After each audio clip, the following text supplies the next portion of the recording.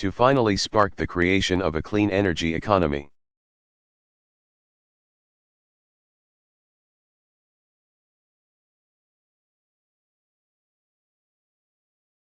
We will double the production of alternative energy in the next 3 years.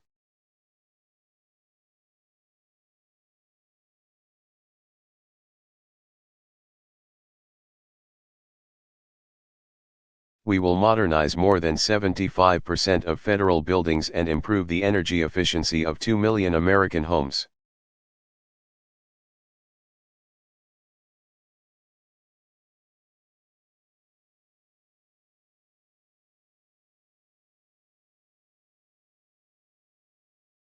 Saving consumers and taxpayers billions on our energy bills.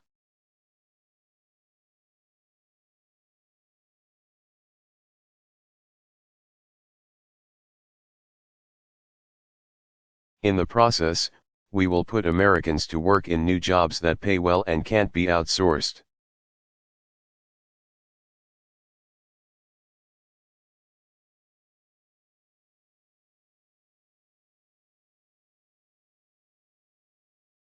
Jobs building solar panels and wind turbines, constructing fuel-efficient cars and buildings.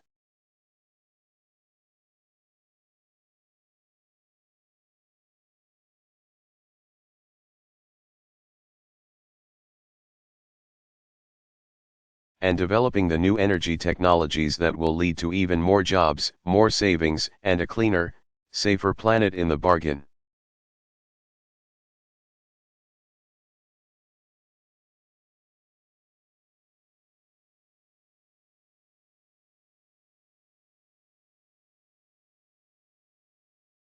To improve the quality of our healthcare while lowering its cost, we will make the immediate investments necessary to ensure that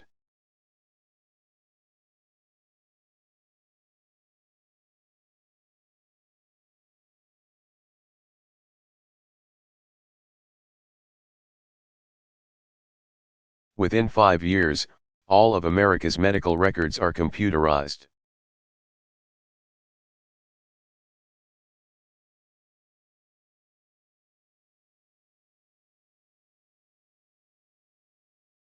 This will cut waste, eliminate red tape and reduce the need to repeat expensive medical tests.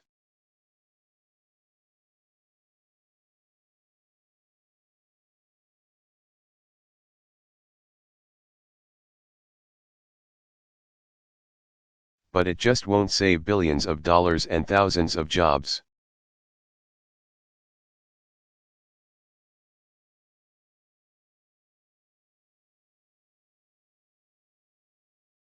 It will save lives by reducing the deadly but preventable medical errors that pervade our healthcare system.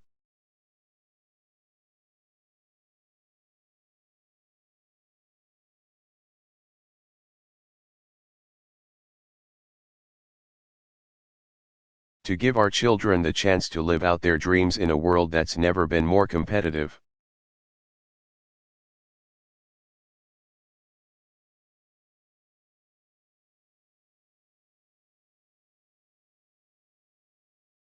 We will equip tens of thousands of schools, community colleges,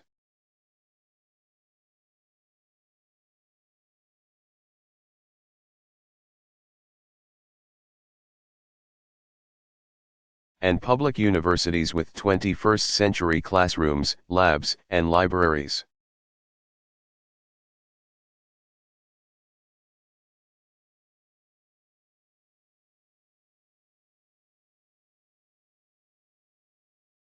We'll provide new computers, new technology, and new training for teachers so that students in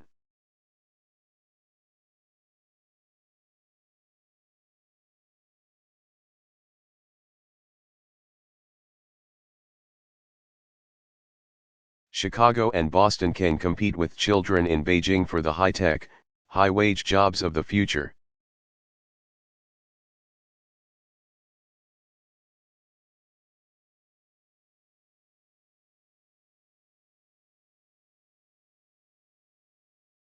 To build an economy that can lead this future, we will begin to rebuild America.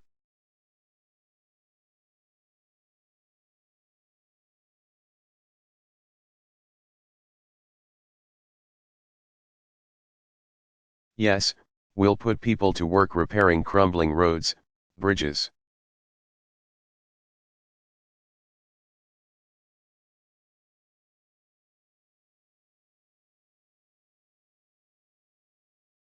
And schools by eliminating the backlog of well-planned, worthy, and needed infrastructure projects.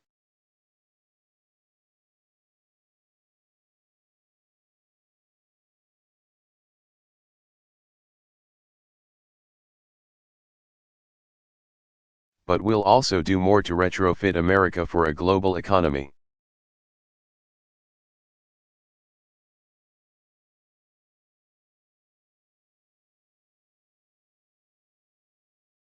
That means updating the way we get our electricity by starting to build a new smart grid that will save us money.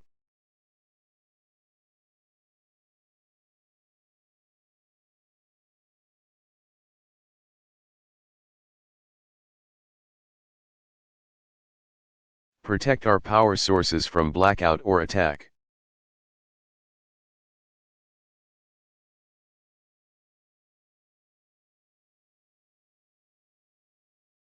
And deliver clean, alternative forms of energy to every corner of our nation.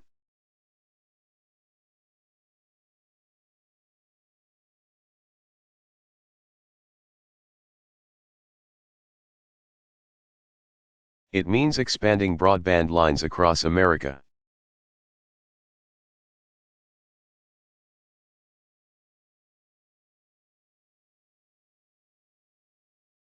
So that a small business in a rural town can connect and compete with their counterparts anywhere in the world.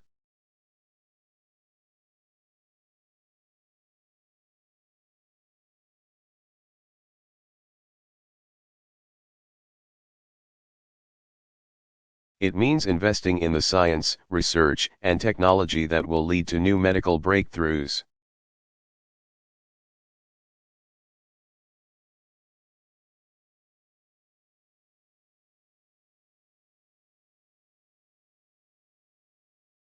New discoveries, and entire new industries.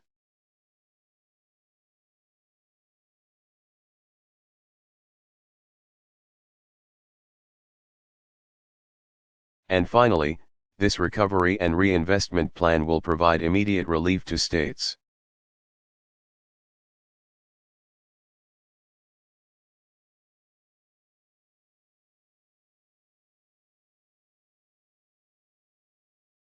Workers, and families who are bearing the brunt of this recession.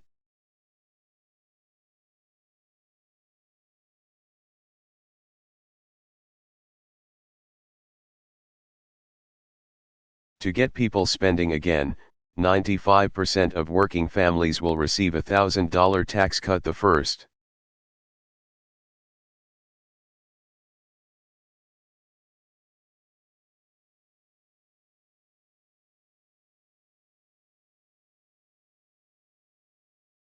Stage of a middle-class tax cut that I promised during the campaign and will include in our next budget.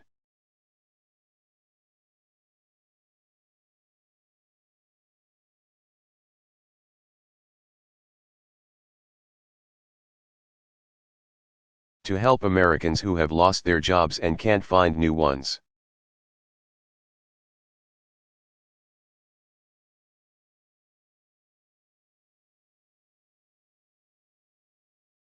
We'll continue the bipartisan extension of unemployment insurance and health care coverage to help them through this crisis.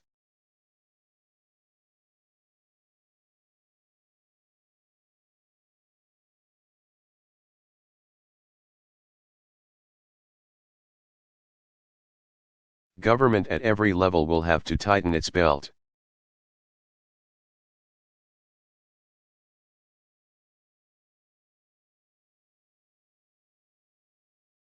But we'll help struggling states avoid harmful budget cuts, as long as they take responsibility and use the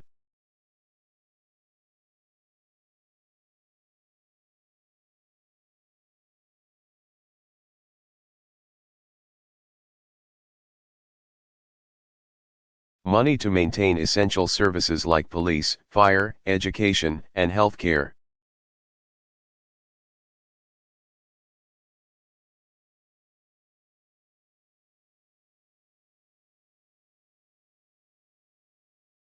Now I understand that some might be skeptical of this plan.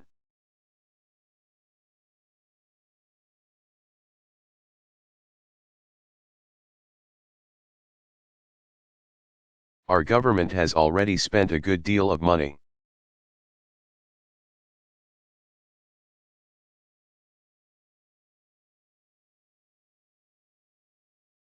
But we haven't yet seen that translate into more jobs or higher incomes or renewed confidence in our economy.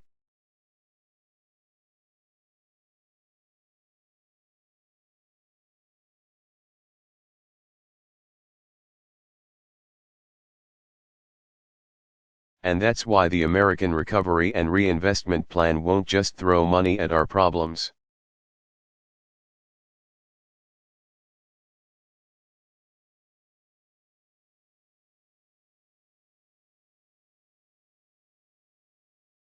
We'll invest in what works.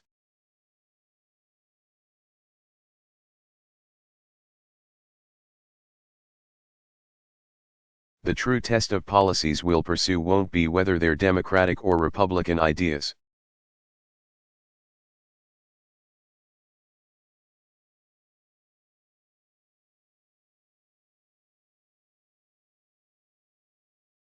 Whether they're conservative or liberal ideas, but whether they create jobs.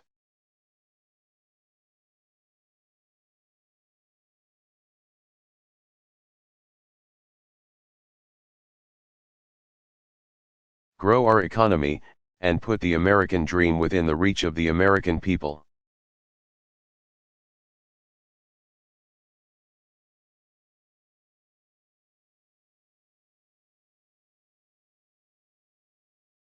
Instead of politicians doling out money behind a veil of secrecy.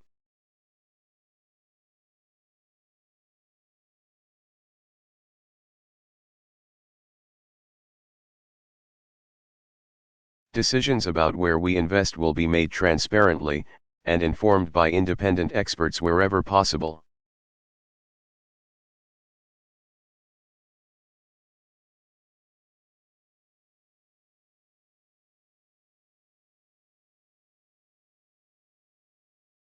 Every American will be able to hold Washington accountable for these decisions.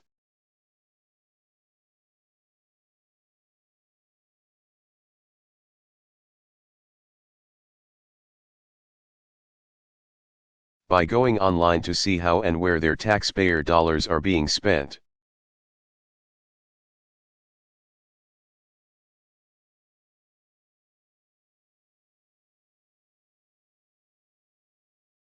And as I announced yesterday, we will launch an unprecedented effort to eliminate unwise and unnecessary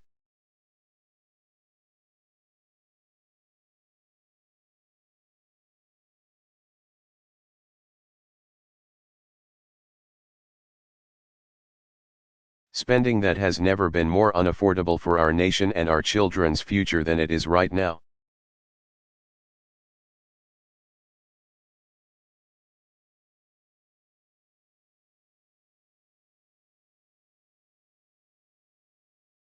We have to make tough choices and smart investments today so that as the economy recovers,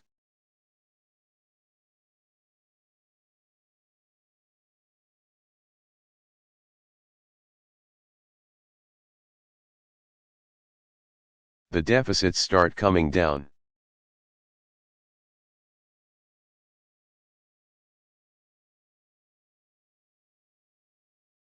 We cannot have a solid recovery if our people and our businesses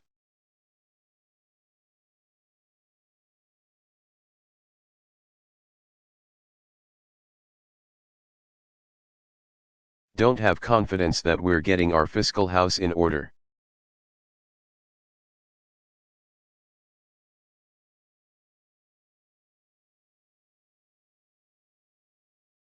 And that's why our goal is not to create a slew of new government programs.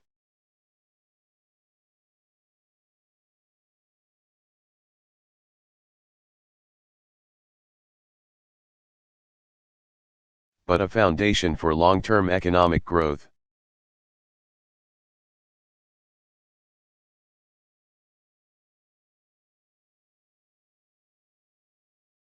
That also means an economic recovery plan that is free from earmarks and pet projects.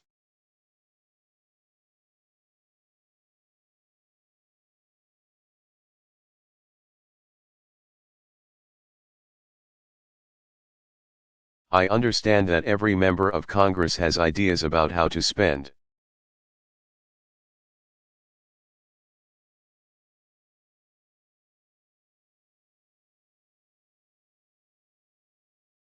Money.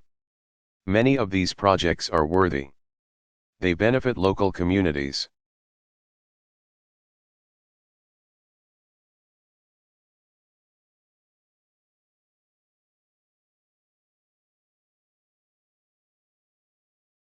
But this emergency legislation must not be the vehicle for those aspirations.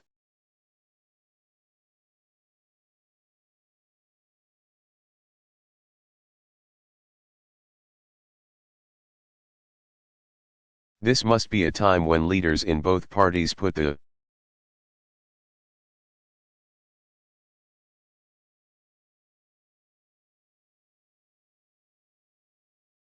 urgent needs of our nation above our own narrow interests.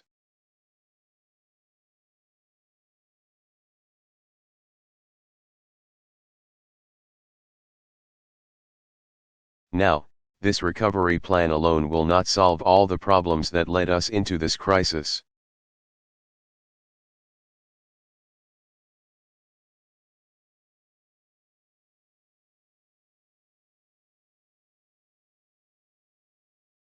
We must also work with the same sense of urgency to stabilize and repair the financial system we all depend on.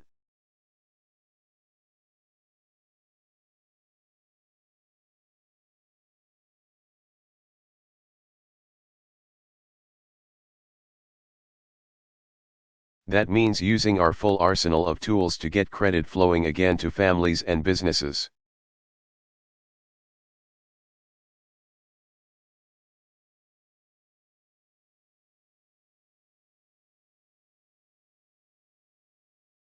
While restoring confidence in our markets.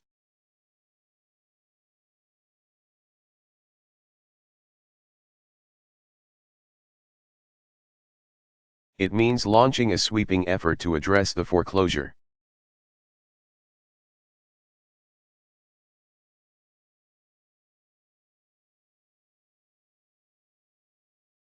crisis so that we can keep responsible families in their homes.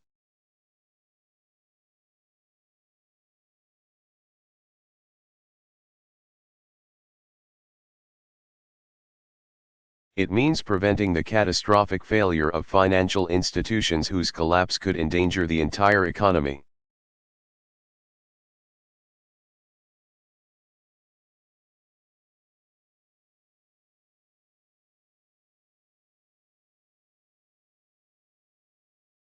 But only with maximum protections for taxpayers and a clear understanding that government support for any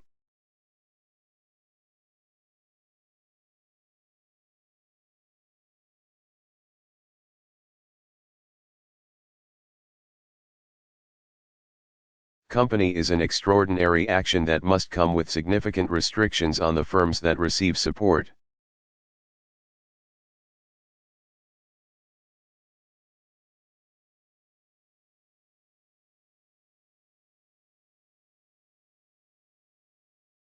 And it means reforming a weak and outdated regulatory system so that we can better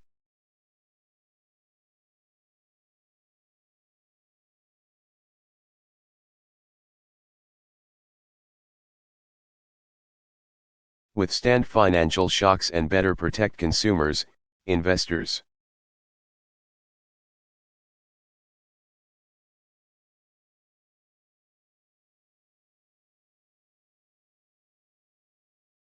and businesses from the reckless greed and risk-taking that must never endanger our prosperity again.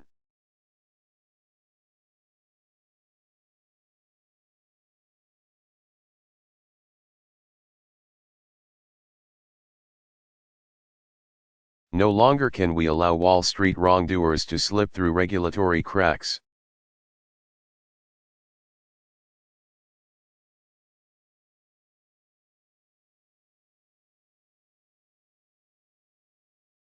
No longer can we allow special interests to put their thumbs on the economic scales.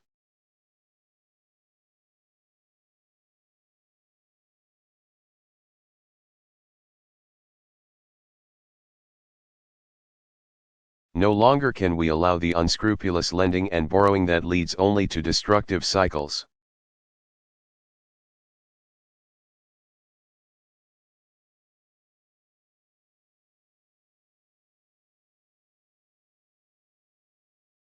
A bubble and bust. It is time to set a new course for this economy, and that change must begin now.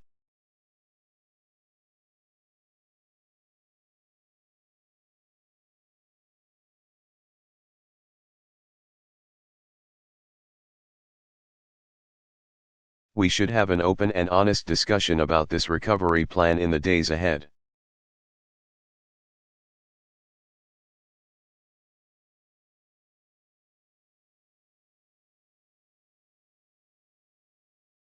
But I urge Congress to move as quickly as possible on behalf of the American people.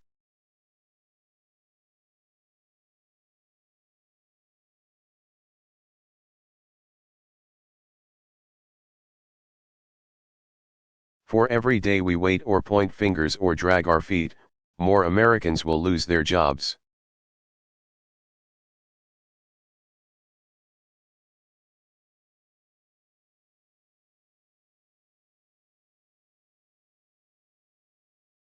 More families will lose their savings.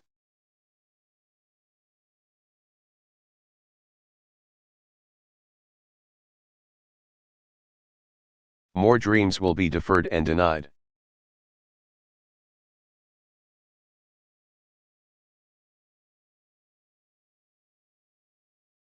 And our nation will sink deeper into a crisis that, at some point, we may not be able to reverse.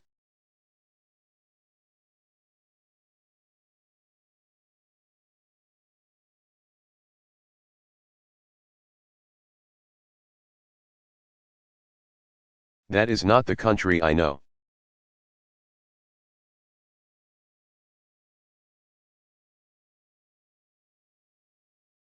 It is not a future I accept as President of the United States.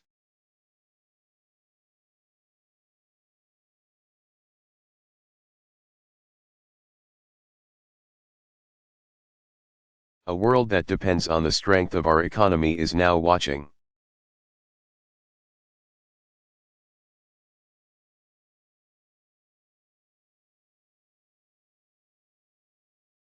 And waiting for America to lead once more. And that is what we will do.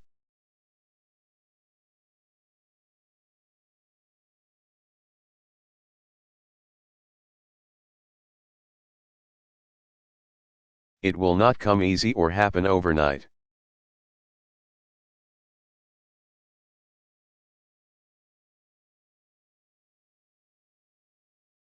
And it is altogether likely that things may get worse before they get better.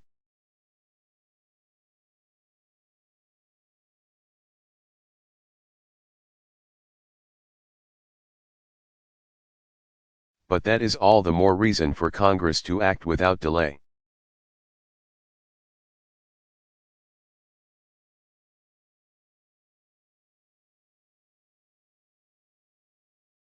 I know the scale of this plan is unprecedented, but so is the severity of our situation.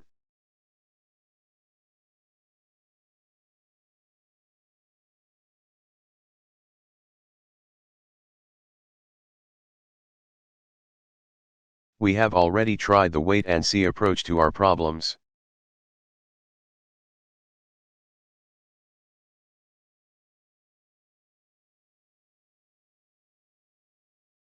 And it is the same approach that helped lead us to this day of reckoning.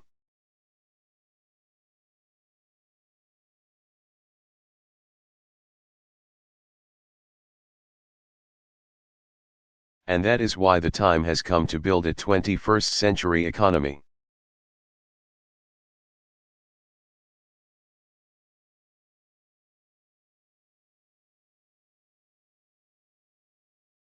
In which hard work and responsibility are once again rewarded.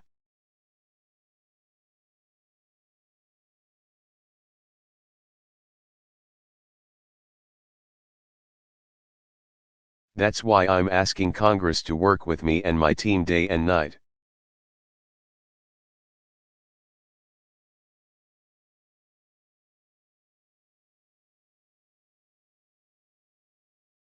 On weekends if necessary, to get the plan passed in the next few weeks.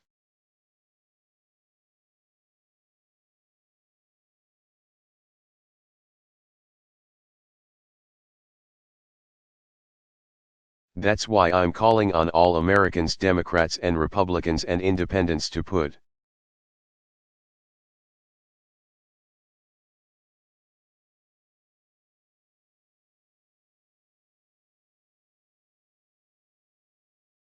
good ideas ahead of the old ideological battles, a sense of common purpose above the same narrow partisanship.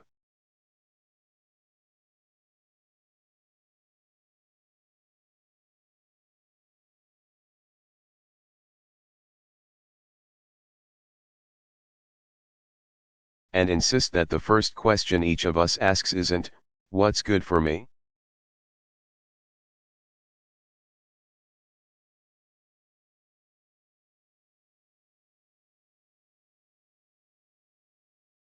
but "What's good for the country my children will inherit?"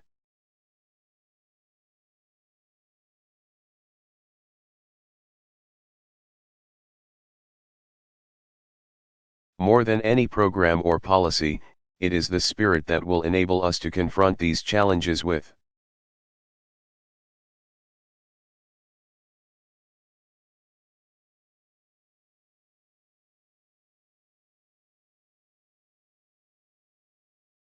the same spirit that has led previous generations to face down war and depression and fear itself.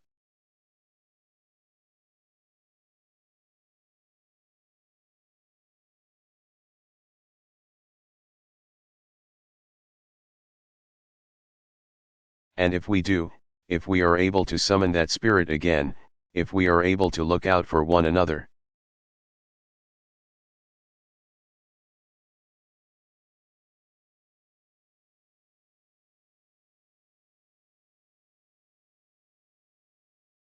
and listen to one another, and do our part for our nation and for posterity.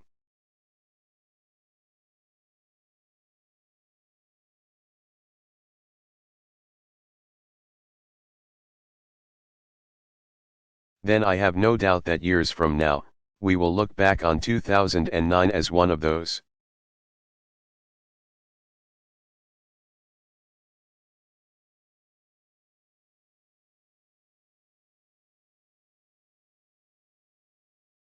Years that marked another new and hopeful beginning for the United States of America.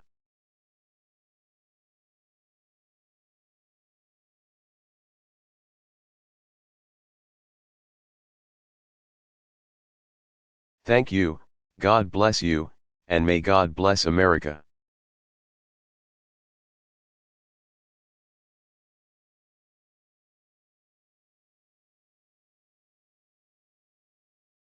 Barack Obama.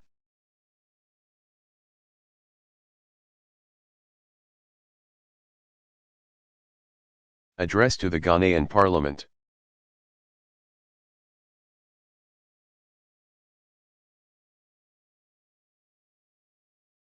Delivered July 11, 2009, Accra International Conference Center, Accra, Ghana.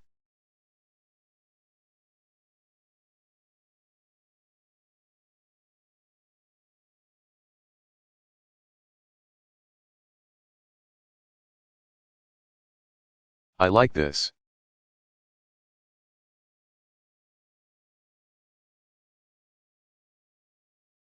Thank you. Thank you. I think Congress needs one of those horns.